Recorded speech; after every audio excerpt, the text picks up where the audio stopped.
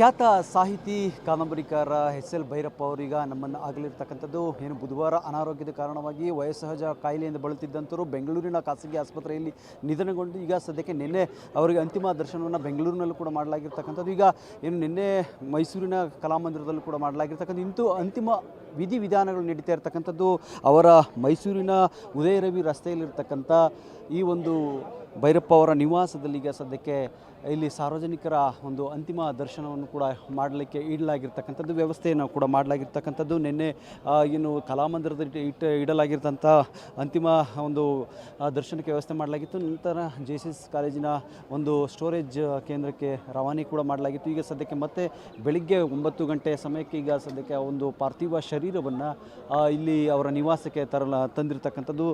ನಿವಾಸದ ಬಳಿಯೂ ಕೂಡ ಸಾಕಷ್ಟು ಸಾರ್ವಜನಿಕರು ಬಂದು ಅಂತಿಮ ದರ್ಶನವನ್ನು ಪಡಿತಾ ಇರತಕ್ಕಂಥದ್ದು. ಇವತ್ತು ಸುಮಾರು 11 ಗಂಟೆಯ ಸಮಯಕ್ಕೆ ಅವರ ಒಂದು ಏನು ಪಾರ್ಥಿವ ಶರೀರವನ್ನು ಚಾಮುಂಡಿ ಬೆಟ್ಟದ ತಪ್ಪಲಿನಲ್ಲಿರ್ತಕ್ಕಂಥ ಒಂದು ಏನು ರುದ್ರಭೂಮಿಯಲ್ಲಿ ಹಿಂದೂ ಸಂಪ್ರದಾಯದಂತೆ ಅಂತಿಮ ಒಂದು ವಿಧಿವಿಧಾನಗಳ ಮೂಲಕ ಹಿಂದೂ ಸಂಪ್ರದಾಯದ ಮೂಲಕವಾಗಿ ಅವರ ಒಂದು ಅಂತ್ಯ ಸಂಸ್ಕಾರವನ್ನು ಮಾಡಲಿಕ್ಕೆ ಎಲ್ಲ ರೀತಿಯ ಸಿದ್ಧತೆಗಳನ್ನು ಕೂಡ ಮಾಡಲಾಗಿರ್ತಕ್ಕಂಥದ್ದು. ಸರ್ಕಾರಿ ಸಕಲ ಗೌರವಗಳೊಂದಿಗೆ ಅವ್ರನ್ನ ಏನು ಈಗ ಎಲ್ಲ ರೀತಿಯ ಒಂದು ಅಂತ್ಯ ಸಂಸ್ಕಾರಕ್ಕೆ ವ್ಯವಸ್ಥೆಯನ್ನು ಕೂಡ ಮಾಡಲಾಗ್ತಾ ಇರ್ತಕ್ಕಂಥದ್ದು. ಕ್ಯಾಮ್ರಾ ಪರ್ಸನ್ ಅಭಿಷೇಕ್ ಜೊತೆ ರಾಜೇಶ್, ರಾಜಧರ್ಮ ಟಿವಿ, ಮೈಸೂರು.